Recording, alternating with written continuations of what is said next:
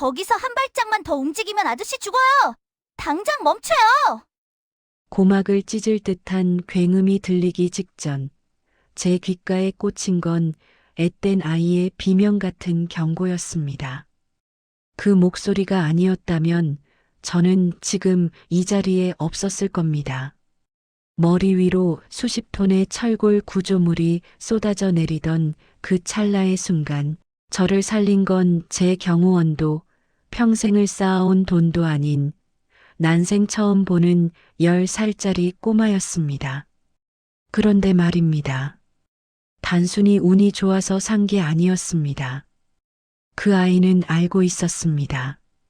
건물이 언제, 어떻게, 어떤 각도로 무너질지를 마치 설계도를 미리 본 사람처럼 정확히 꿰뚫고 있었으니까요. 이런 상황이 벌어진 데에는 아주 충격적인 이유가 있었습니다. 본격적인 이야기를 시작하기 전에 지금 이 이야기를 듣고 계신 여러분은 어디 사는 몇 살이고 무엇을 하면서 듣고 계신지 댓글로 남겨주시겠습니까? 여러분의 평범한 일상이 얼마나 소중한지 제 이야기를 듣고 나면 사무치게 느끼게 되실 테니까요. 그날은 유난히 습도가 높은 날이었습니다. 68이라는 나이는 비가 오기 전 무릎 관절이 먼저 날씨를 알아채는 그런 나이더군요. 저는 수행 비서들을 뒤로 물리고 재개발 지구인 13구역 공사장 입구에 홀로 섰습니다. 사람들은 저를 국내 굴지의 건설사 회장 서은혁이라 부르며 고개를 숙이지만 정작 저에게 남은 건 껍데기뿐인 명예와 10년 전 잃어버린 핏줄에 대한 지독한 회한뿐입니다. 낡은 판자촌을 밀어버리고 그 자리에 60층짜리 주상복합을 올리는 대규모 프로젝트였습니다. 현장 소장은 안전점검이 완벽하다고 호언장담했지만 저는 믿지 않았습니다. 내 눈으로 직접 흙을 만져보고 철근의 두께를 확인하지 않으면 잠이 오지 않는 성격 탓이기도 했지만 사실은 그저 도망치고 싶었는지도 모릅니다. 텅 빈 저택에서 장남 도윤이가 건네는 가식적인 미소를 마주하느니 차라리 먼지 구덩이 속에 있는 게 마음이 편했으니까요. 안전모를 쓰고 현장 안쪽으로 깊숙이 들어갔습니다. 철거가 덜 된 낡은 건물들이 앙상한 뼈대를 드러내고 있었고 곳곳에는 접근 금지띠가 둘러져 있었습니다. 포크레인이 땅을 파헤치는 소리가 요란했지만 제 귀에는 그 소리가 마치 거대한 짐승의 울음소리처럼 들렸습니다. 그때였습니다. 폐자재가 쌓인 구석진 곳에서 무언가 움직이는 기척을 느꼈습니다. 도둑고양이인가 싶어 눈을 가늘게 뜨고 보니 아이였습니다. 꾀재재한 옷차림에 머리는 덥수룩하게 자라 눈을 반쯤 가린 사내 아이. 기껏해야 9살 많아야 10살쯤 되어 보였습니다. 얘야, 여기는 들어오면 안 되는 곳이다. 위험해. 저는 짐짓 엄한 목소리로 아이를 불렀습니다. 하지만 아이는 저를 쳐다보지도 않았습니다. 아이의 시선은 허공을 향해 있었습니다. 아니, 정확히 말하면 제 머리 위를 가로지르는 낡은 비계를 뚫어지게 응시하고 있었습니다. 그 눈빛이 참 기이했습니다. 보통 아이들이라면 신기해서 두리번거리거나 겁을 먹기 마련인데 그 아이는 마치 수학 문제를 풀 듯 눈동자를 바쁘게 움직이고 있었습니다. 입술이 달싹거리며 무언가 중얼거리는 것 같기도 했습니다. 3.5도. 기울기가 틀려. 지지대가 못 버텨. 30초. 아니, 20초. 바람 소리에 섞여 들려온 아이의 혼잣말은 알 수 없는 숫자들 뿐이었습니다. 저는 미간을 찌푸리며 아이에게 다가갔습니다. 공사 현장에 아이가 방치되어 있다는 사실에 화가 치밀어 올라 현장 관리자를 호출하려던 참이었습니다. 어른이 말하면 들어야지. 당장 나가라. 제가 한 발짝 더 내딛는 순간 아이가 고개를 획 돌려 저를 보았습니다. 덥수룩한 머리카락 사이로 드러난 눈동자. 순간 저는 숨이 턱 막혔습니다. 그 눈은 겁에 질린 아이의 눈이 아니었습니다. 너무나도 차갑고 깊고 그리고 낯익었습니다. 움직이지 마. 아이가 소리쳤습니다. 존댓말도 반말도 아닌 그저 다급한 외침. 거기 그 자리 바닥이 울리잖아요. 안 느껴져요? 무슨 뚱딴지 같은 소리인가 싶었습니다. 하지만 아이의 태도가 너무나 절박해서 저도 모르게 발을 멈췄습니다. 그러자 기묘한 정적이 흘렀습니다. 쿵, 쿵, 쿵. 멀리서 들려오던 중장비 소리마저 아득해지고 제 심장 소리만 귓가에 크게 울렸습니다. 그리고 그 순간 발밑에서 미세한 진동이 느껴졌습니다. 마치 땅속 깊은 곳에서 거대한 뱀이 몸을 뒤척이는 듯한 느낌. 제가 평생을 현장에서 굴러먹으며 익힌 감각이 경고 신호를 보냈습니다. 이건 단순한 진동이 아니다. 위험하다. 본능적으로 몸을 돌리려던 찰나 아이가 번개처럼 제게 달려들었습니다. 그 작은 몸 어디에서 그런 힘이 나왔는지 아이는 제 허리춤을 낚아채더니 구석진 벽 쪽으로 저를 거칠게 밀어붙였습니다. 이쪽으로, 여기밖에 없어요. 이건 알아. 뭐 하는 짓이냐? 저는 당황해서 소리를 질렀지만 아이는 아랑곳하지 않고 저를 낡은 컨테이너 박스와 콘크리트 벽 사이의 좁은 틈으로 구겨 넣다시피 밀었습니다. 68배 노인이 감당하기엔 벅찬 힘이었습니다. 바닥에 나뒹굴며 흙먼지를 뒤집어 쓴 저는 화가 머리끝까지 나서 고개를 들었습니다. 하지만 화를 낼 틈조차 없었습니다. 하늘이 무너지는 소리가 났습니다. 제가 불과 3초 전까지 서 있었던 그 자리에 아파트 3층 높이의 철제 비계와 콘크리트 덩어리들이 폭포수처럼 쏟아져 내렸습니다. 굉음과 함께 피어오른 뿌연 시멘트 가루가 시야를 완전히 가렸습니다. 쇳덩이가 바닥을 때리는 소리가 고막을 때렸고 파편들이 사방으로 튀었습니다. 저는 본능적으로 머리를 감싸쥐고 웅크렸습니다. 제 품에는 저를 밀친 그 작은 아이가 안겨 있었습니다. 아이는 바들바들 떨고 있었습니다. 하지만 비명 한 번 지르지 않았습니다. 그저 입술을 꽉 깨물고 제 옷자락을 생명줄처럼 꽉 쥐고 있을 뿐이었습니다. 1분 같았던 10여 초가 지났을까 굉음이 잦아들었습니다. 여전히 흙먼지가 자욱했지만 숨막히는 정적이 다시 찾아왔습니다. 저는 콜록거리는 기침을 뱉으며 천천히 고개를 들었습니다. 눈앞에 펼쳐진 광경은 처참했습니다. 제가 서 있던 곳은 거대한 철골 무덤이 되어 있었습니다. 만약 아이가 저를 밀치지 않았다면, 만약 제가 그 자리에서 한 발자국이라도 더 움직였다면 저는 형체도 알아볼 수 없게 으스러졌을 겁니다. 등골이 오싹해졌습니다.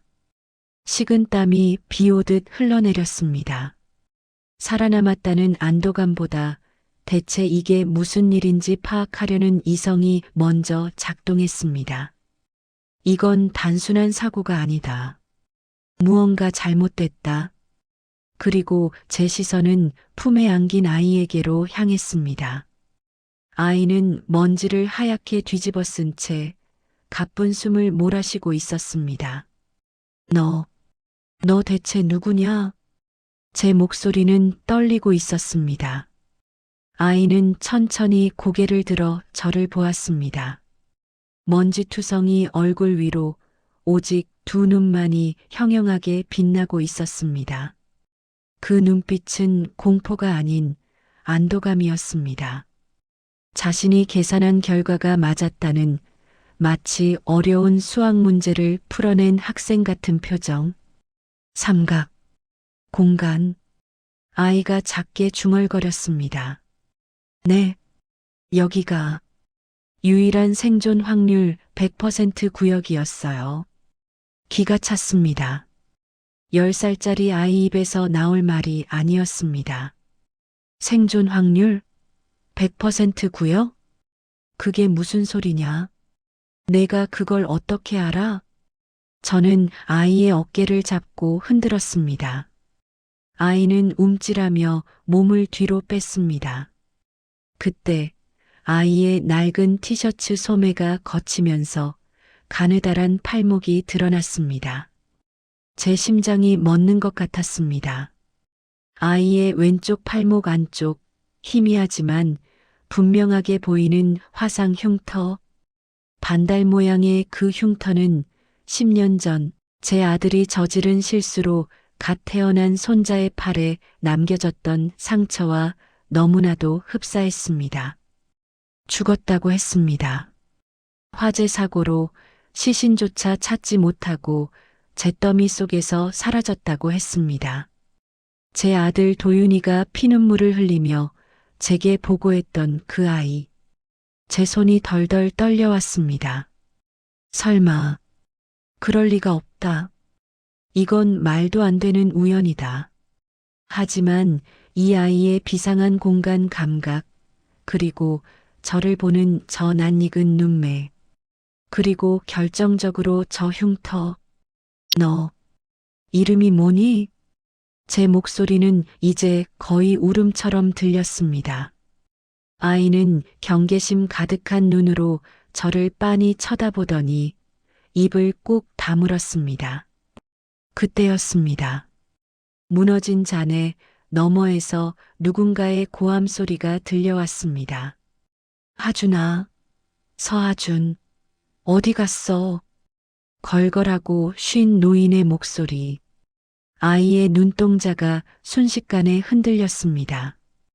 아이는 하준이라는 이름에 반응하고 있었습니다. 하준. 제 죽은 손자의 이름과 똑같은 이름. 아이는 제 손을 뿌리치고 벌떡 일어났습니다. 가야 돼요. 할아버지가 찾아요. 잠깐만. 저는 다급하게 아이의 손목을 잡으려 했지만 아이는 재빠르게 잔에 더미 사이로 몸을 숨겼습니다. 마치 다람쥐처럼 날렵하게 무너진 철골 사이의 틈을 타고 순식간에 사라져버렸습니다. 거기 서라. 얘야.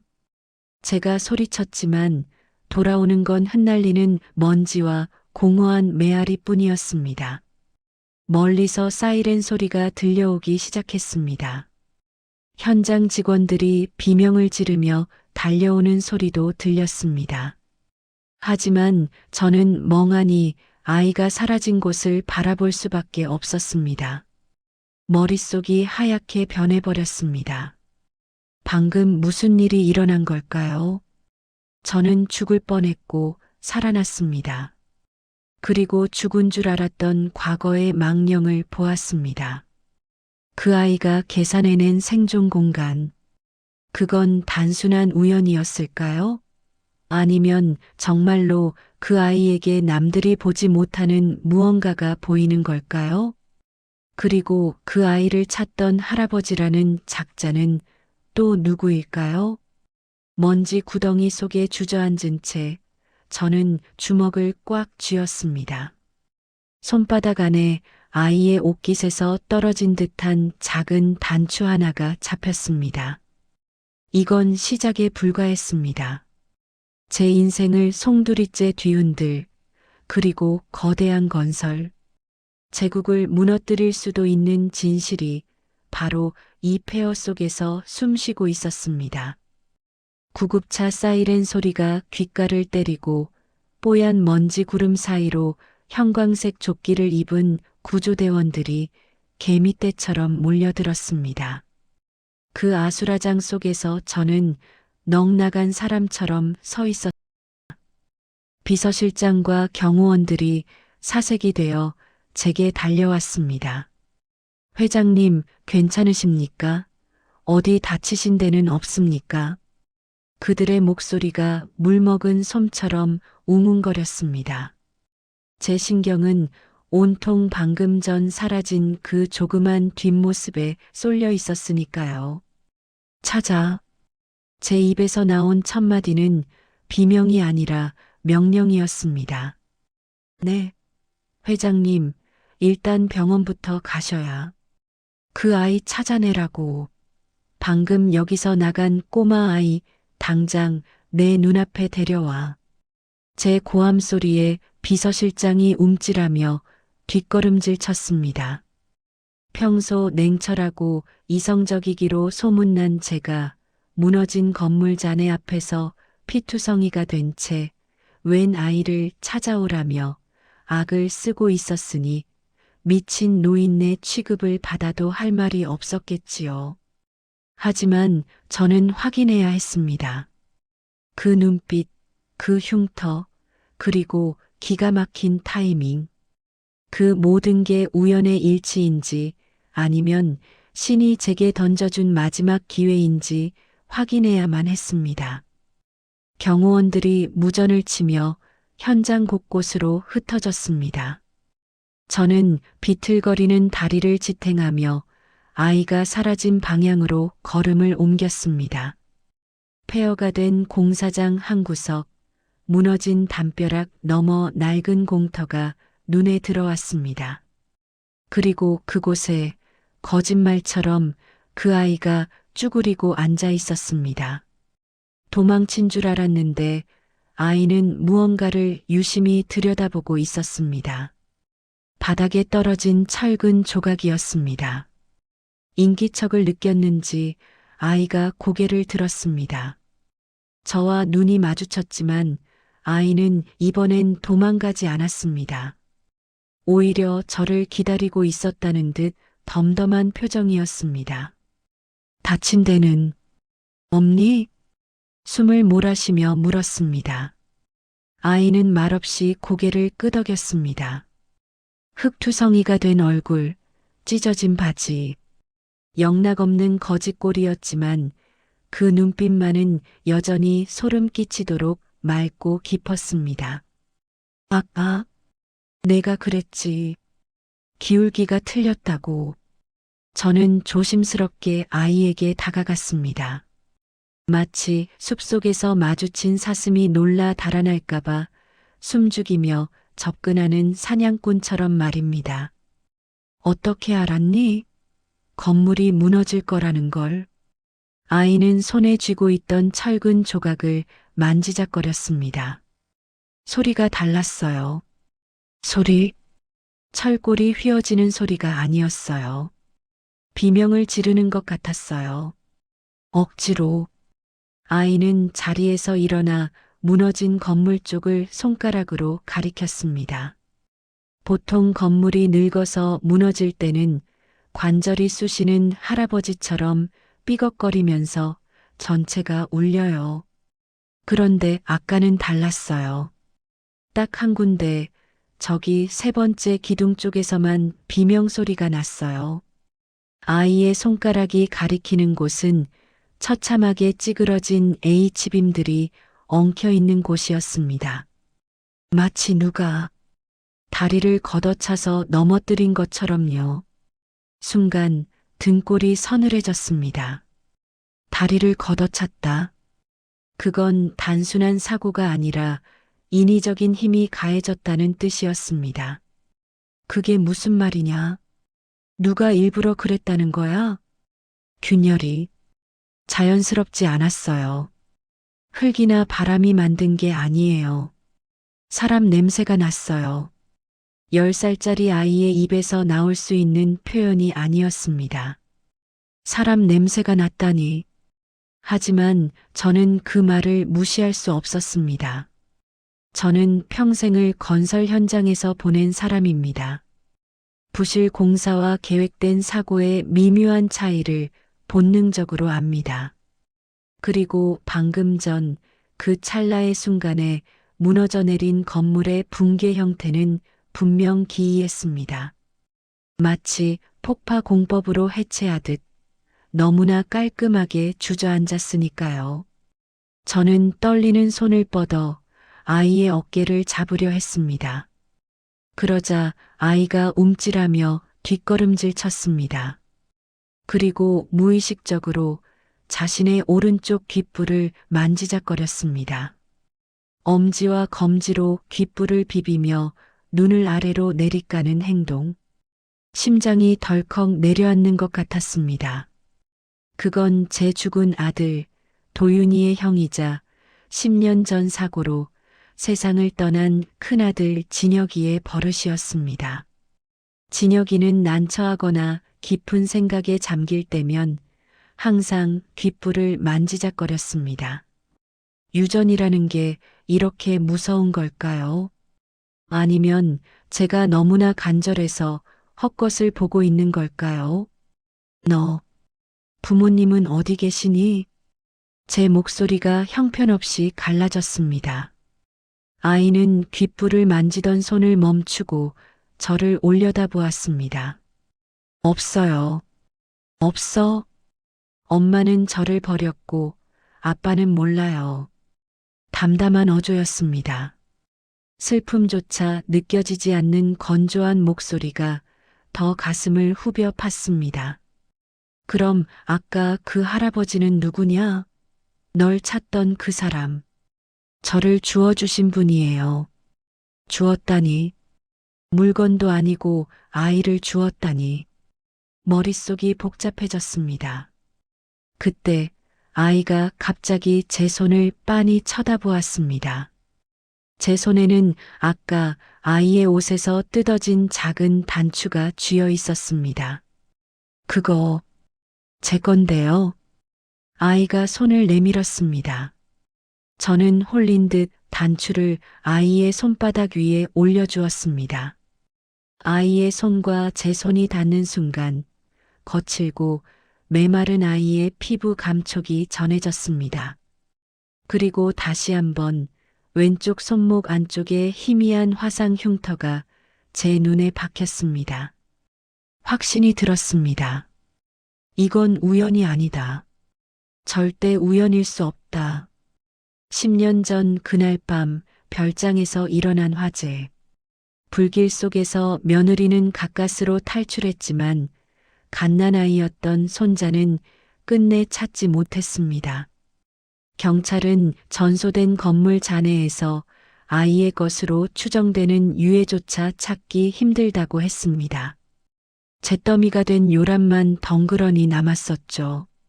그런데 그 아이가 지금 제 눈앞에 살아서 숨쉬고 있습니다.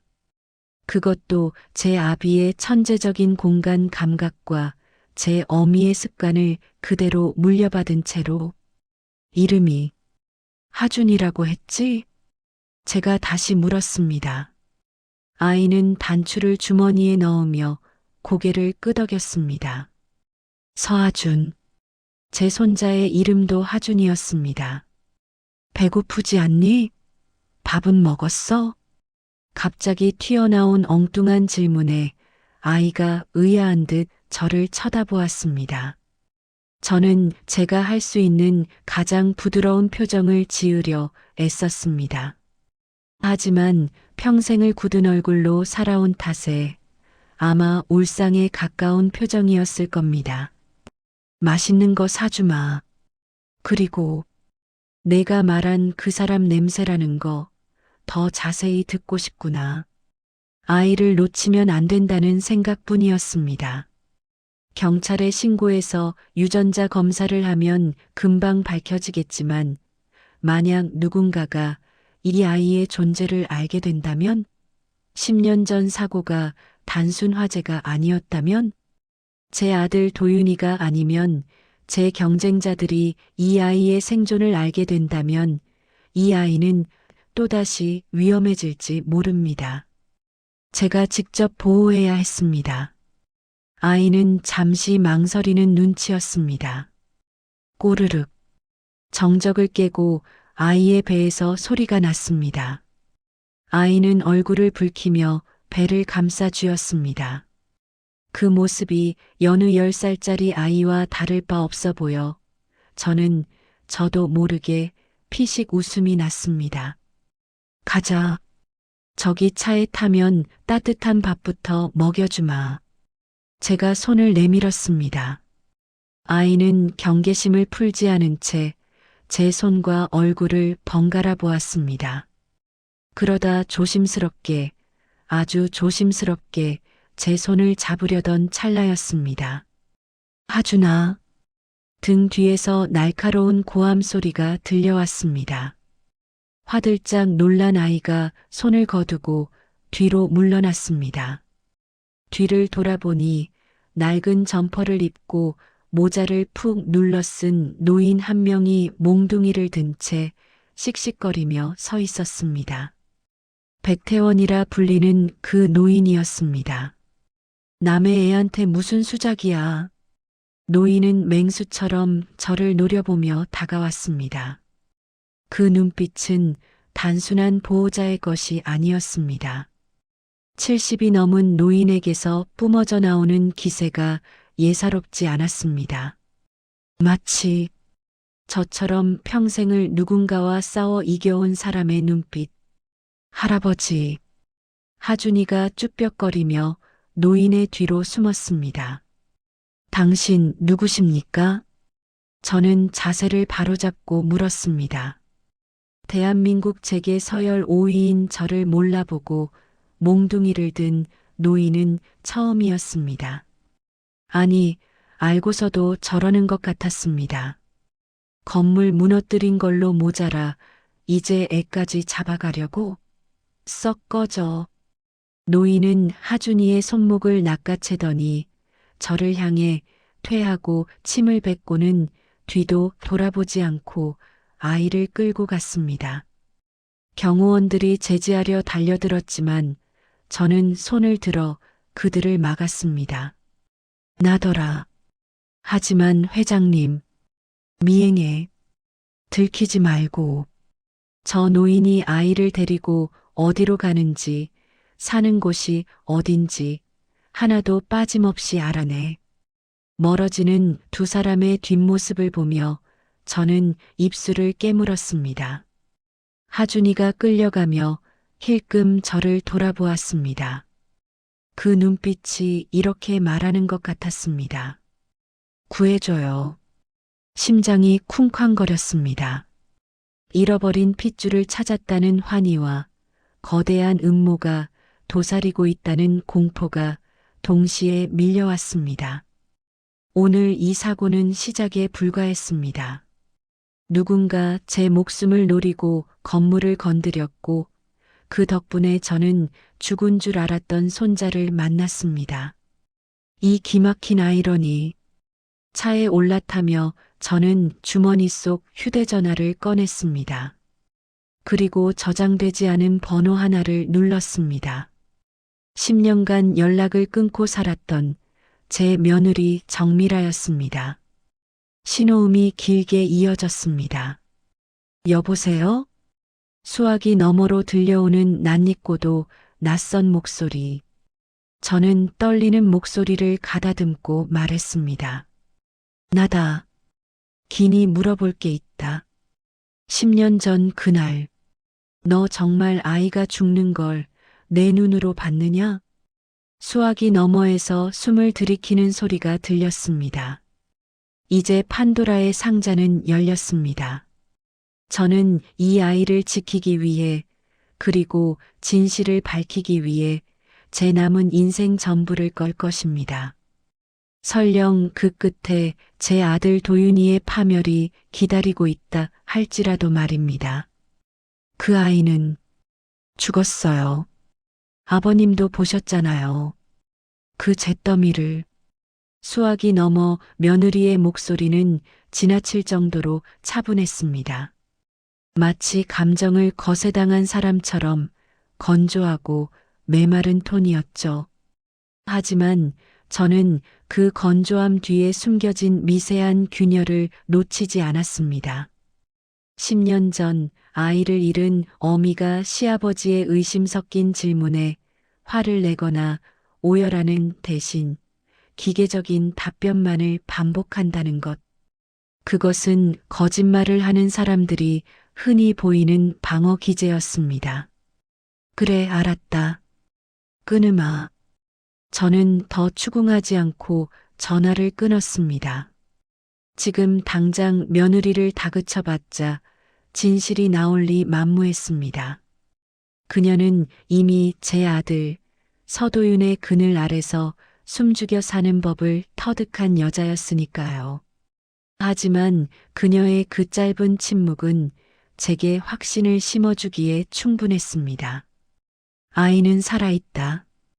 그리고 며느리도 그 사실을 알고 있다. 창밖으로 어둠이 깔린 서울 도심의 야경이 내려다 보였습니다. 화려한 불빛들이 마치 거대한 짐승의 눈처럼 번뜩이고 있었지만 제 마음은 13구역의 폐허보다 더 황량했습니다. 제 책상 위에는 2가지 보고서가 놓여 있었습니다. 하나는 오늘 오후에 있었던 붕괴 사고의 1차 감식 결과였고, 다른 하나는 제 장남 도윤이가 추진하고 있는 그룹 전개 계획안이었습니다. 전혀 상관없어 보이는 이 2 서류가 제 머릿속에서는 하나의 끔찍한 그림으로 맞춰지고 있었습니다. 똑똑. 집무실 문을 두드리는 소리와 함께 수행 비서가 들어왔습니다. 회장님, 구조 전문가와 토목 기술사가 도착했습니다. 들여보내. 저는 병원 대신 회사로 직행했습니다. 의사들은 입원을 권유했지만 제게는 링거 주사보다 진실이 더 시급했으니까요. 곧이어 안전모를 쓴 전문가 2명이 쭈뼛거리며 들어왔습니다. 그들은 제 앞에 놓인 현장 사진들을 보며 곤혹스러운 표정을 지었습니다. 보고해. 가감없이. 제가 짧게 명령했습니다. 나이 지긋한 기술사가 마른 침을 삼키며 입을 열었습니다. 회장님, 그게 참 이상합니다. 붕괴된 H빔의 절단면을 분석해 봤는데 금속 피로도에 의한 자연 파괴가 아닙니다. 그럼 누군가 인위적으로 볼트를 풀고 주요 지지대 3군데에 산소 절단기로 미리 칼집을 내놓은 흔적이 발견되었습니다. 예상은 했지만 직접 귀로 들으니 눈앞이 캄캄해졌습니다. 산소 절단기, 칼집. 그건 건물이 저절로 무너진 게 아니라 누군가 정확한 타이밍에 무너지도록 설계를 했다는 뜻이었습니다. 그리고 붕괴 시점을 계산해 보니 회장님께서 현장 중심부에 도착하시고 정확히 5분 뒤에 하중을 견디지 못하도록 세팅되어 있었습니다. 이건 단순 부실 공사가 아닙니다.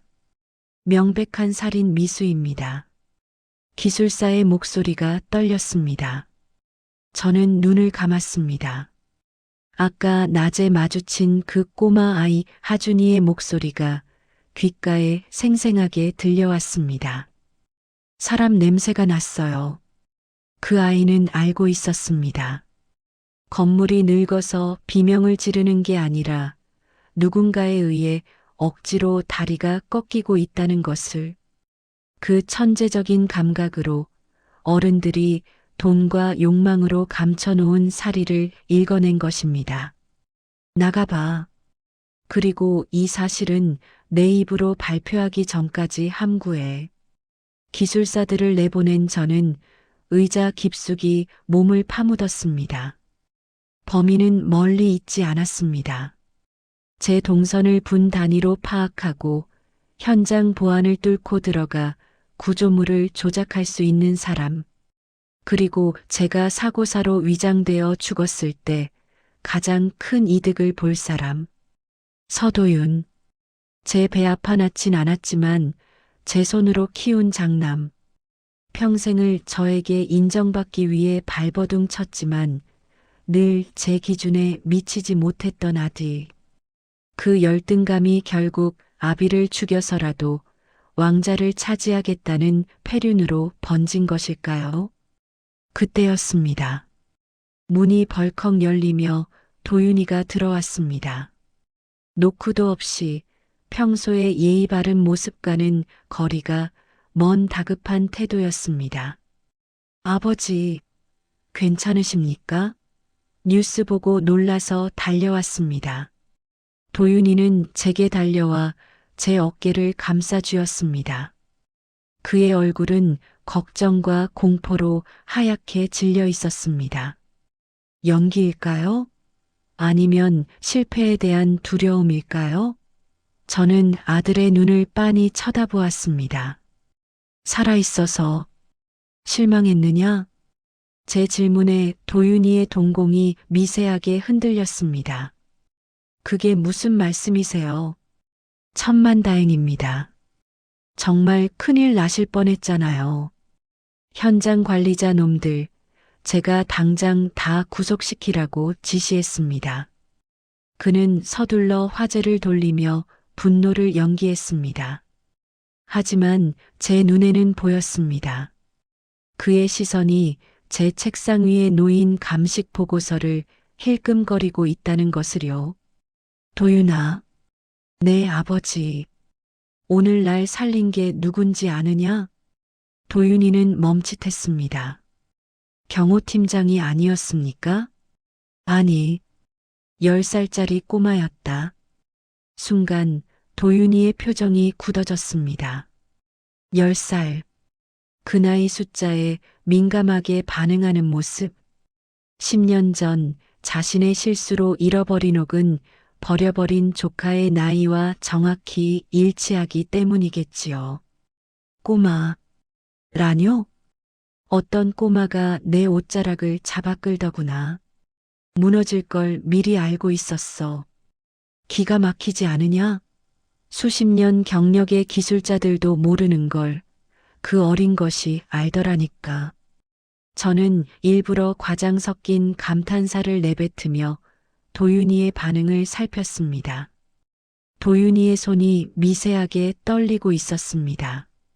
그는 억지 웃음을 지으며 물었습니다. 그렇습니까? 참 영특한 아이네요. 누굽니까? 사례라도 넉넉히 해야겠는데요. 사례. 그 말이 입막음으로 들리는 건 제 착각일까요? 저는 서랍에서 사진 한 장을 꺼내 책상 위에 던졌습니다. 사고 직후 현장 근처 CCTV에 찍힌 흐릿한 사진이었습니다. 흙먼지를 뒤집어 쓴 채 백태원 노인의 손에 이끌려가는 하준이의 뒷모습, 그리고 그 옆모습이 흐릿하게나마 찍혀 있었습니다. 도윤이가 사진을 집어들었습니다. 그의 시선이 사진 속 아이의 얼굴에 고정되었습니다. 그리고 다음 순간 저는 보았습니다. 아들의 얼굴에서 핏기가 완전히 빠져나가는 것을 그는 알아본 것입니다. 흐릿한 사진 속에서도 자신의 이복형이자 제 큰아들인 진혁이의 모습을, 그리고 자신이 10년 전 불길 속에 방치했던 그 핏줄의 흔적을, 이 아이 찾아서 데려오너라. 제가 쐐기를 박듯 말했습니다. 제 생명의 은인 아니냐. 내 직접 후원이라도 해줘야겠다. 도윤이는 사진을 쥔 손에 힘을 주어 구겼습니다. 네, 알겠습니다. 제가 찾겠습니다. 그의 목소리는 낮게 깔려 있었지만 그 속에 담긴 살기는 감출 수 없었습니다. 그는 이제 알게 되었습니다.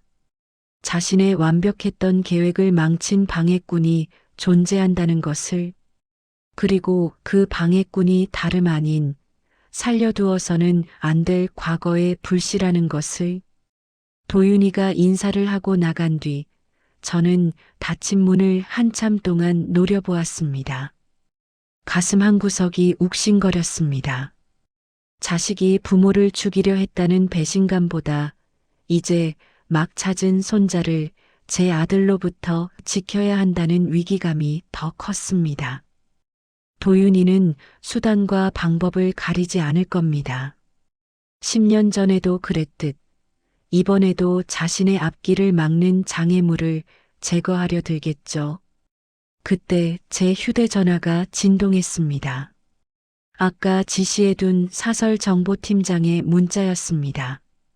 백태원 72세, 전과 7범, 특수절도 및 사기, 현재 주거지 불명이나 13구역 재개발 지구 내 폐건물에서 아이와 함께 노숙 중인 것으로 파악됨. 백태원, 그 미스터리한 노인의 정체가 정가자라니. 게다가 사기꾼. 그런 자가 왜 내 손자를 데리고 있는 걸까요? 혹시 아이를 이용해 한몫 챙기려는 걸까요? 하지만 저는 아까 그 노인의 눈빛을 기억합니다. 저에게 몽둥이를 휘두르며 내 새끼 건드리지 마. 라고 소리치던 그 기세. 그건 사기꾼의 연기가 아니었습니다. 그건 맹목적인 사랑 혹은 지독한 집착이었습니다. 어쩌면 지금 하준이에게 가장 안전한 곳은 제 곁이 아니라 그 거친 노인의 곁일지도 모른다는 생각이 들었습니다. 적어도 그 노인은 아이를 죽이려 하지는 않을 테니까요. 저는 자리에서 일어났습니다. 밤이 깊었지만 쉴 틈이 없었습니다. 도윤이가 움직이기 전에 제가 먼저 움직여야 했습니다. 이 거대한 기업, 아니, 이 지옥 같은 전쟁터에서 살아남기 위해 저는 평생 피도 눈물도 없이 살아왔습니다. 사람들은 저를 돈밖에 모르는 괴물이라고 불렀지요. 그래요, 좋습니다. 괴물이 되어주겠습니다. 내 핏줄, 내 유일한 희망인 그 아이를 지킬 수만 있다면 기꺼이 더 지독한 괴물이 되어 탐욕의 눈먼 아들의 목덜미를 물어뜯을 것입니다. 저는 비밀 금고를 열어 낡은 수첩 하나를 꺼냈습니다. 10년 전 큰아들 진혁이가 남기고 간 연구 노트였습니다. 건축은 인간을 보호하는 가장 튼튼한 껍질이어야 한다. 첫 장에 적힌 문구가 제 가슴을 찔렀습니다. 하준아, 조금만 기다려라. 할아비가 이번엔 튼튼한 집을 지어주마. 아무도 널 해치지 못하는 세상에서 가장 안전한 집을. 저는 비상 호출 버튼을 눌렀습니다. 오늘 밤 저는 백태원이라는 노인을 만나야겠습니다. 회장의 자격이 아니라 손자를 부탁하러 가는 죄인의 심정으로 말입니다. 새벽 2시, 도시가 잠든 시간에도 제 심장은 뜀박질을 멈추지 않았습니다. 수행 기사도 없이 직접 핸들을 잡고 엑셀을 밟았습니다. 내비게이션조차 제대로 길을 찾지 못하는 13구역의 미로 같은 골목길. 헤드라이트 불빛이 비추는 곳마다 무너져가는 담벼락과 철거 예정이라는 붉은 페인트 글씨가 유령처럼 떠올랐습니다. 제 정보팀장이 보내준 좌표는 재개발 구역 가장 안쪽, 이미 반쯤 무너져 사람이 살 수 없다고 판단된 폐건물 단지였습니다. 차가 더 이상 들어갈 수 없는 곳에 이르러서야 저는 시동을 끄고 차에서 내렸습니다. 습한 밤 공기에서 곰팡이 냄새와 녹슨 쇠 냄새가 훅 끼쳐왔습니다. 그리고 그 냄새들 사이로 불길한 예감이 스멀스멀 피어올랐습니다. 하준아, 목소리를 낮춰 불렀지만 대답 대신 쥐새끼들이 후다닥 도망가는 소리만 들렸습니다. 손전등 불빛의 의지에 비틀거리며 언덕을 올랐습니다. 저기 보입니다. 찌그러진 파란색 컨테이너 박스. 그 앞에는 아이가 낮에 가지고 놀았던 것으로 보이는 찌그러진 깡통 하나가 뒹굴고 있었습니다. 저는 다급하게 컨테이너 문을 열어젖혔습니다. 텅 비어 있었습니다. 그냥 비어 있는 게 아니었습니다. 누군가 휩쓸고 지나간 흔적이 역력했습니다. 낡은 매트리스는 뒤집혀 있었고 바닥에는 깨진 그릇 조각과 엎어 짐 밥상이 나뒹굴고 있었습니다. 온기가 아직 남아있는 걸 보니 불과 30분, 아니 10분 전까지만 해도 사람이 있었던 게 분명했습니다. 다리에 힘이 풀려 그 자리에 주저앉을 뻔했습니다. 늦었구나. 도윤이가 내 아들이 한 발 빨랐구나. 절망감이 머리끝까지 차오른 순간 어둠 속에서 누군가의 목소리가 들려왔습니다. 회장이라는 양반이 참 굼뜨구만. 심장이 멎는 줄 알았습니다. 획 고개를 돌려 손전등을 비췄습니다. 컨테이너 뒤편 어둠 속에 그 노인이 앉아 있었습니다. 낮에 봤던 그 허름한 점퍼 차림 그대로 낡은 플라스틱 의자에 앉아 다리를 꼬고 있는 백태원. 그는 제 손전등 불빛을 정면으로 받으면서도 눈 하나 깜짝하지 않았습니다. 오히려 그 눈빛은 어둠 속에서도 형형하게 빛나고 있었습니다. 당신, 하준이 어디 갔어? 우리 손자 어디로 빼돌렸냐고. 저는 이성을 잃고 그에게 달려들어 멱살을 잡았습니다. 70이 넘은 노인의 몸은 앙상했지만 기이할 정도로 단단했습니다. 이거 놓지? 옷 늘어나면 자네가 물어줄 건가? 노인은 태연하게 제 손을 쳐냈습니다. 그 악력이 어마어마했습니다. 제가 휘청거리며 뒤로 물러나자 노인은 천천히 자리에서 일어났습니다. 자네 아들놈이 보낸 사냥개들이 냄새를 맡고 왔더군. 10분 전이야. 그래서 뺏겼다는 거야? 당신이 보호자라며 애 하나 못 지키고 혼자 도망친 거야? 분노가 치밀어 올랐습니다. 하지만 노인은 코웃음을 쳤습니다. 뺏겨? 내가? 누구한테? 서도윤 그 애송이한테? 그의 말투가 변해 있었습니다. 낮에 들었던 걸걸한 시장통 노인의 말투가 아니었습니다. 낮고 중후하며 무엇보다 뼛속 깊은 곳에서 배어나오는 위압감이 느껴졌습니다. 하준이는 안전한 곳에 있다. 내 방식대로 숨겼지. 그게 무슨 공간을 보는 눈. 그건 자네 집안 핏줄인 척하지만 사실은 내가 가르친 거야. 그 녀석은 놈들이 들이닥치기 전에 이미 계산을 끝내고 사각지대로 들어갔어. 이 근방 반경 500m 안 자네 아들의 용역 깡패들이 절대 찾을 수 없는 틈새로 말이지. 저는 혼란스러웠습니다. 이 노인 대체 정체가 뭐란 말입니까? 사기전과 칠범이라던 정보팀의 보고가 떠올랐습니다. 당신 사기꾼이라며 정과자 주제에 무슨 헛소리를. 정과자라. 노인은 씁쓸한 미소를 지으며 주머니에서 담배 한 개비를 꺼내 물었습니다. 그리고 라이터를 켜는 대신 제 얼굴을 똑바로 쳐다보았습니다.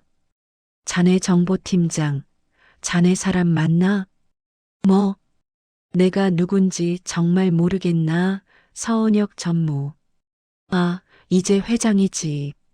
전무라는 호칭? 그건 30년 전 제가 아버지 밑에서 실무를 배울 때 불리던 직함이었습니다. 그 호칭을 기억하는 사람은 이제 업계에 몇 남지 않았습니다. 저는 눈을 가늘게 뜨고 노인의 얼굴을 다시 뜯어보았습니다. 덥수룩한 수염, 흙먼지 낀 주름, 푹 눌러쓴 모자. 노인이 천천히 모자를 벗었습니다. 백발이 성성한 머리카락이 드러나고 날카로운 눈매가 온전히 드러났습니다. 순간 제 머릿속에서 번개 같은 기억이 스쳐 지나갔습니다. 30년 전 대한민국 건설업계의 전설로 불리던 남자. 맨주먹으로 시작해 굴지의 기업을 일궜으나 어느 날 갑자기 모든 지분을 사회에 환원하고 홀연히 사라져버린 기인. 제 아버지가 평생을 라이벌로 여기며 두려워했던 유일한 인물. 백 회장님? 제 입이 쩍 벌어졌습니다. 백태원. 이름이 같다는 건 알았지만 설마 그 전설 속의 인물이 이 쓰레기 더미 속 노숙자일 줄은 상상도 못했습니다. 죽었다는 소문이 파다하더만. 죽은 척하고 살았지.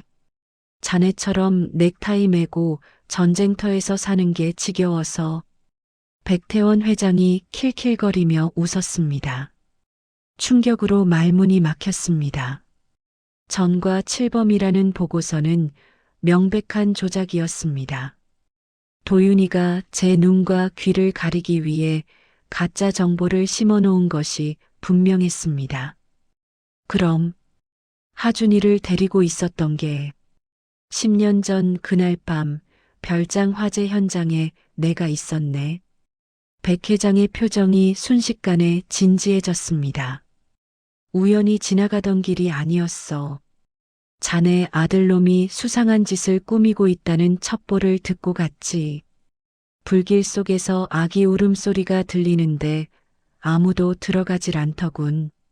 자네 며느리는 기절해 있고 자네 아들은 밖에서 담배를 피우고 있었지. 불타는 집을 구경하면서 피가 거꾸로 솟는 것 같았습니다. 도윤이 그 짐승만도 못한 놈이 내가 아이를 안고 뒷산으로 도망쳤네. 그 길로 내 신분이고 뭐고 다 버리고 이 녀석 하나 키우는데 10년을 썼어. 왜 그랬는지 아나? 백 회장이 제 앞으로 한 발짝 다가왔습니다. 이 아이가 썩어 빠진 이 판을 뒤집을 유일한 설계도니까. 그때 멀리서 웅성거리는 소리와 함께 차량 엔진 소리가 들려왔습니다. 도윤이의 수하들이 다시 몰려오고 있는 듯 했습니다. 시간이 없군. 놈들이 냄새를 맡았어. 백 회장은 품에서 낡은 폴더폰을 꺼내 어디론가 전화를 걸었습니다. 나다. 지금 13구역으로 와라. 아니, 애들 다 데리고 와. 청소 좀 해야겠다. 전화를 끄는 그가 저를 보며 말했습니다. 자네 선택하게. 껍데기뿐인 회장 노릇 계속하다가 아들 손에 죽을 건지 아니면 나랑 손잡고 진짜 공사 한번 제대로 해줄 건지. 하준이는 정말 무사한 겁니까? 저는 떨리는 목소리로 물었습니다. 그 녀석 실력 못 봤나? 지금쯤 저 건물 지하 배수로 가장 안전한 쉘터에 숨어서 우리가 오길 기다리고 있을 거야. 하지만 올해는 못 버텨. 공기가 부족하거든. 백 회장이 손전등으로 바닥을 비췄습니다. 흙바닥에 아이가 쓴 듯한 복잡한 수식과 화살표가 그려져 있었습니다. 하준이가 남긴 암호였습니다. 자신이 어디로 피신했는지 알려주는 오직 공간을 읽는 자들만이 알아볼 수 있는지도. 갑시다. 내 손자 구하러. 저는 망설임 없이 대답했습니다. 백 회장의 입가에 묘한 미소가 번졌습니다. 좋아. 오랜만에 피가 끓는구먼. 그때였습니다. 폐건물 입구 쪽에서 검은색 승합차 세 대가 들이닥쳤습니다. 차 문이 열리고 쇠파이프와 강목을 든 건장한 사내 10여 명이 쏟아져 나왔습니다. 그들의 선두에는 낯익은 얼굴이 서 있었습니다. 제 비서실장이었습니다. 회장님, 여기서 뭐 하십니까? 도윤 부사장님이 모셔오라고 하셨습니다. 비서실장의 얼굴은 무표정했습니다. 그 역시 도윤이의 사람이었던 겁니다. 제 곁에 있던 모든 이들이 적이었습니다. 등 뒤가 서늘해졌습니다. 하지만 백 회장은 당황하지 않았습니다. 그는 오히려 주머니에 손을 꽂은 채 껄껄 웃었습니다. 서은혁이 자네 인생 참 헛살았구만. 측근이라는 놈이 배신이나 때리고. 그러게 말입니다. 부끄럽군요. 저는 주먹을 꽉 쥐었습니다. 잡아. 노인네는 처리하고 회장님은 차에 태워. 비서실장의 명령에 사내들이 우리를 향해 달려들었습니다. 저는 본능적으로 백 회장 앞을 막아섰습니다. 늙은 몸이라도 방패막이는 되어야겠다고 생각했습니다. 그런데 바로 그 순간 거대한 굉음과 함께 흙먼지가 일어났습니다. 달려오던 사내들의 앞길, 정확히 그들의 발치에 무언가가 하늘에서 뚝 떨어졌습니다. 컨테이너 박스였습니다. 크레인도 없이 거대한 컨테이너 박스가 하늘에서 떨어져 그들의 진로를 막아버린 것입니다. 사내들은 기겁하며 뒤로 자빠졌습니다. 뭐야? 모두가 하늘을 올려다보았습니다. 폐건물 옥상, 그 높은 곳에 자그마한 그림자 하나가 서 있었습니다. 달빛을 등지고 선 아이. 하준이었습니다. 아이는 옥상에 연결된 낡은 케이블을 손에 쥐고 있었습니다. 지렛대의 원리와 케이블의 장력을 이용해 위태롭게 매달려 있던 컨테이너의 고정핀을 정확한 타이밍에 풀어버린 것입니다. 오지 마요. 다음엔 머리 위로 떨어뜨릴 거예요. 쩌렁쩌렁한 아이의 목소리가 밤하늘에 울려 퍼졌습니다. 저 녀석? 백 회장이 감탄사를 내뱉었습니다. 내가 가르쳤지만 가끔은 나도 무섭다니까. 벌써 저 구조를 파악하고 무기로 쓰다니. 하준이는 도망친 게 아니었습니다. 숨어 있었던 것도 아니었습니다. 이곳, 자신이 살던 이 폐허 전체를 거대한 함정으로 만들어 놓고 적들을 기다리고 있었던 겁니다. 할아버지들, 빨리 이쪽으로요. 30초 뒤에 여기 다 무너져요. 아이가 손을 흔들며 외쳤습니다. 들었나? 튀어. 백 회장이 제 팔을 잡아 끌었습니다. 우리는 아이가 가리키는 방향, 무너진 담벼락 사이의 개구멍을 향해 뛰기 시작했습니다. 뒤에서 비서실장의 악에 바친 고함 소리가 들렸지만 이미 늦었습니다. 우리가 개구멍을 통과해 반대편 골목으로 빠져나오자마자 뒤에서 와르르 무너지는 소리가 들렸습니다. 낡은 담벼락이 도미노처럼 쓰러지며 사내들의 길을 완전히 봉쇄해버렸습니다. 숨이 턱끝까지 차올랐지만 멈출 수 없었습니다. 골목 끝에서 하준이가 밧줄을 타고 내려와 우리를 기다리고 있었습니다. 괜찮으세요? 아이가 숨을 몰아쉬며 물었습니다. 먼지투성이 얼굴에 땀이 범벅이었지만 그 표정은 살아있었습니다. 하준아. 저는 아이를 와락 끌어안았습니다. 작고 마른 몸. 이 작은 아이가 우리를 살렸습니다. 자, 감동적인 상봉은 나중에 하고. 백 회장이 어둠 속을 가리켰습니다. 그곳에는 언제 도착했는지 모를 최고급 세단 한 대가 소리 없이 대기하고 있었습니다. 차 문이 열리고 정장을 입은 중년 남성이 내려 백 회장에게 90도로 허리를 숙였습니다. 회장님, 늦어서 죄송합니다. 백 회장은 노숙자의 낡은 점퍼를 벗어 던졌습니다. 그리고 차 안에서 건네받은 롱코트를 걸치며 말했습니다. 타게, 이제 반격하러 가야지. 저는 하준이의 손을 꼭 잡고 차에 올랐습니다. 이제 판은 뒤집혔습니다. 저에게는 잃어버린 핏줄과 전설적인 파트너, 그리고 무엇보다 지켜야 할 이유가 생겼습니다. 도윤아, 기다려라. 내가 설계한 그 더러운 판, 내 손자와 함께 모조리 무너뜨려 주마. 아버지, 제발요. 한 번만, 딱 한 번만 살려주세요. 제가 잘못했습니다. 법정 경위들에게 양팔이 붙들린 채 끌려나가며 울부짖는 남자의 목소리. 그건 한때 제 아들이라 불렸던, 그리고 대한민국 건설업계의 황태자라 불렸던 서도윤의 마지막 발악이었습니다. 저는 방청석 맨 앞줄에 앉아 그 모습을 지켜보았습니다. 눈물이 날 줄 알았습니다. 가슴이 미어질 줄 알았습니다. 하지만 놀랍게도 제 마음은 잔잔한 호수처럼 고요했습니다.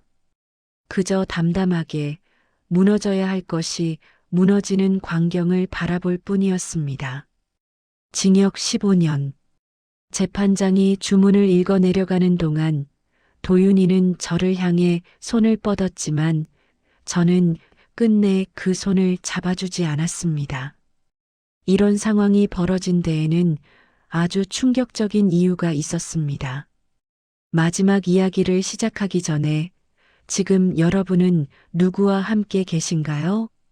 혹시 곁에 있는 가족의 손을 언제 마지막으로 잡아보셨는지 댓글로 남겨주시겠습니까?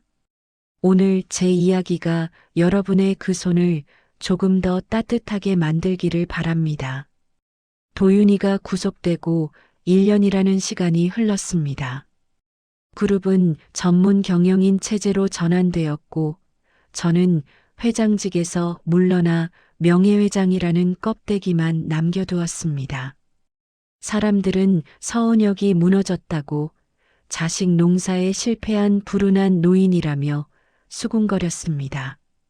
하지만 그들은 모릅니다. 제가 평생을 통틀어 가장 견고하고 안전한 집을 짓고 있다는 사실을 말입니다. 저는 지금 서울 외곽의 한적한 주택가에 와 있습니다. 화려한 대리석도, 높은 담장도 없는 2층짜리 붉은 벽돌집입니다. 마당에는 잡초가 조금 자라 있고 한 구석에는 주인을 잃은 녹슨 자전거가 세워져 있는 평범한 집입니다. 할아버지, 여기요. 이쪽 각도가 2도 더 기울어졌어요.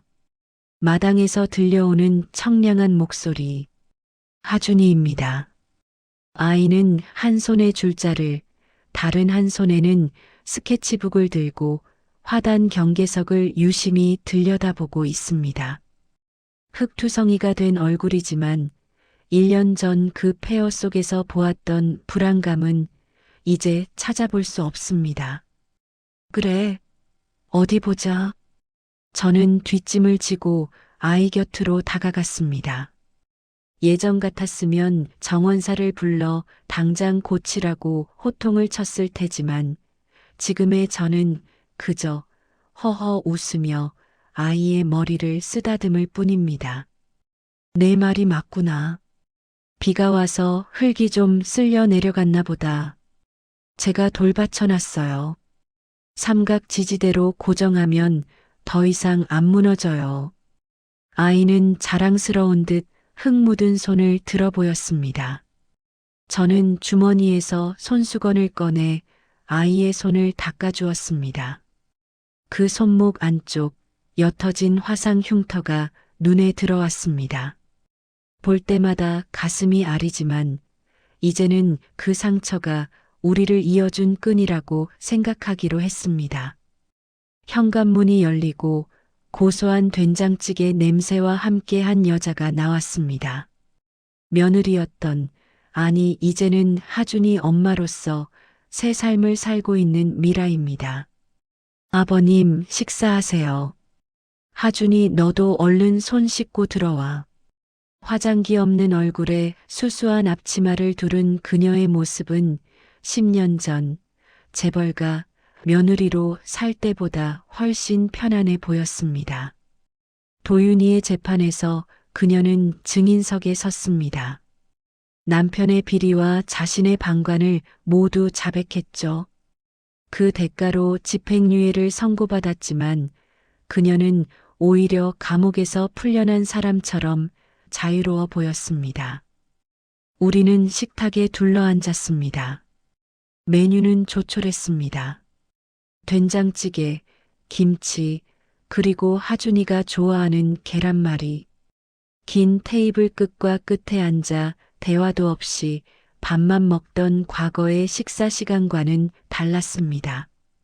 좁은 식탁에 어깨를 부딪히며 앉아 서로의 숟가락질 소리를 듣는 이 시간이 제게는 그 어떤 호텔 코스 요리보다 귀했습니다. 참, 백 회장님은 오늘 안 오신답니까? 미라가 밥을 뜨며 물었습니다. 그 영감? 말도 마라. 아까 전화 왔는데 강원도 산골에다가 무슨 대안학교를 짓겠다고 터다 끌어 갔단다. 백태원 회장. 그날 밤의 사건 이후 그는 다시 세상 밖으로 나왔습니다. 하지만 기업 경영에 복귀하는 대신 전 재산을 털어갈 곳 없는 아이들을 위한 기술 학교를 짓기 시작했습니다. 하준이 같은 재능을 가진 아이들 혹은 부모에게 버림받은 아이들을 모아 진짜 건축을 가르치겠다고 호언장담하면서 말이죠. 하준아, 너도 방학하면 백할아버지네 학교 가볼래? 제가 묻자 하준이는 입안 가득 계란말이를 우물거리며 고개를 저었습니다. 아니요. 저는 여기가 좋아요. 왜? 거기가 훨씬 넓고 배울 것도 많을 텐데. 여기는 안 무너지니까요. 아이의 덤덤한 대답에 저와 미라는 잠시 숟가락을 멈췄습니다. 할아버지가 있고 엄마가 있잖아요. 서로 꽉 잡고 있어서 절대 안 무너지는 구조예요.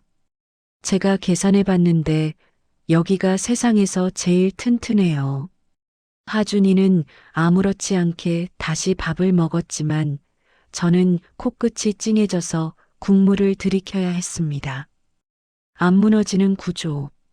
그래요. 철근과 콘크리트로 짓는 게 집이 아니었습니다. 서로를 지탱해주는 마음, 그게 진짜 기둥이고 벽이었습니다. 식사를 마치고 저는 하준이와 함께 서재로 들어갔습니다. 서재라고 해봤자 낡은 책상 하나가 전부인 작은 방입니다. 하준이는 책상 위에 커다란 도면을 펼쳤습니다.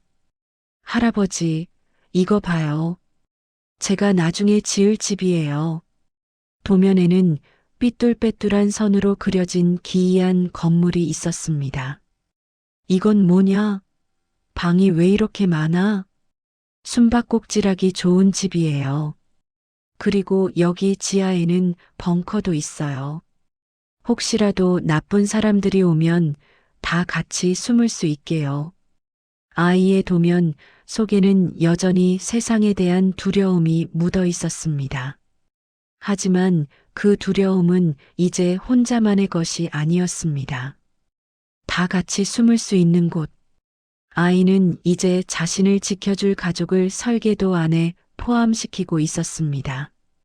멋지구나. 할아비가 투자하마.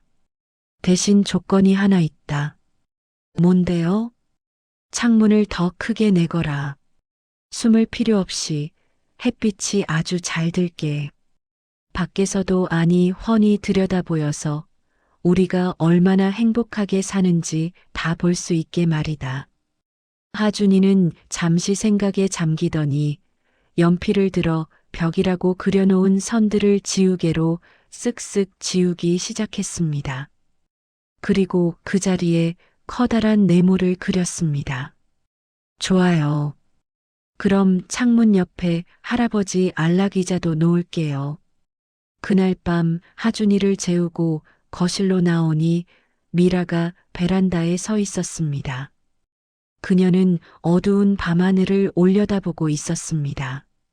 하준이 잠들었냐? 네. 금방 골아떨어지네요. 미라는 씁쓸한 미소를 지으며 저를 보았습니다. 아버님, 죄송해요. 그리고 감사합니다. 뭐가 말이냐? 도윤 씨, 그렇게 만든 것도 하준이 존재 숨겼던 것도 평생 갚아도 모자란 죄예요. 그런데도 이렇게 곁에 있게 해주셔서 저는 미라의 말을 끊고 베란다 난간을 툭툭 쳤습니다. 건물이 금이 갔다고 해서 다 부수고 새로 지을 순 없다. 보수하고 덧대고 시멘트 발라서 다시 쓰는 거지. 그게 리모델링 아니냐? 저는 밤하늘에 떠 있는 달을 바라보며 말을 이었습니다. 우리 가족은 한번 무너졌던 건물이다. 그래서 흉터도 있고 균열도 남았어. 비가 오면 물이 셀 수도 있겠지. 하지만 한번 무너져 봤기 때문에 어디가 약한지 누구보다 잘 안다. 그래서 더 튼튼하게 고칠 수 있는 거야. 미라의 눈에 눈물이 고였습니다. 그녀는 고개를 숙여 눈물을 훔쳤습니다. 도윤이 면회. 한번 가보거라. 용서하란 말은 아니다.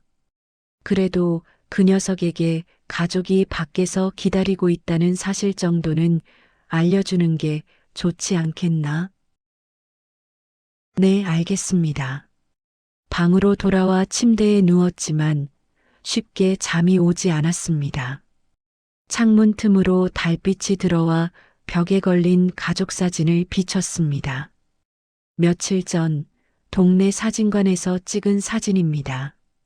굳은 표정의 저와 어색하게 웃는 미라, 그리고 우리 사이에서 V자를 그리며 환하게 웃는 하준이.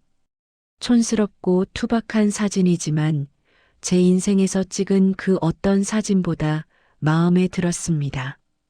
휴대전화를 들어 검색창에 집이라는 단어를 쳐보았습니다.